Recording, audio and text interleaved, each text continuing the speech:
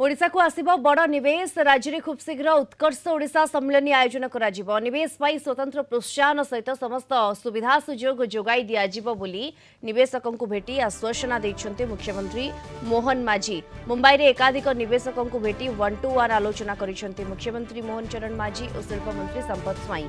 आगामी उत्कर्ष Odisha make in Odisha पाई आज निवेशक सम्मेलन में जोग देवे मुख्यमंत्री मोहन माझी। राज्य में शिल्पायन नहीं निवेशकों सहित आलोचना करेंगे सेपरी रोड शो रे सामिल हेबे मुख्यमंत्री। गतकाल निवेशक सम्मेलन में बहु शिल्पपति सहित आलोचना करिसेंती। निवेशकों मध्य अछंती वेदांत कंपनी अध्यक्ष अनिल अग्रवाल, वेदांत एल्युमिनियम इंडस्ट्रीज एवं ईवी मैन्युफैक्चरिंग उपरे आलोचना होईछि। सेबली जेएसडब्ल्यू ग्रुप एमडी सज्जन जिंदल सहित आलोचना करिसेंती मुख्यमंत्री और शिल्पमंत्री। संबलपुर रे भूषण स्टील प्लांट रो संप्रसारण, कटक नराज रे इलेक्ट्रिक व्हीकल मैन्युफैक्चरिंग एवं लिथियम बैटरी मैन्युफैक्चरिंग प्रकल्प उपरे विस्तृत आलोचना होईछि।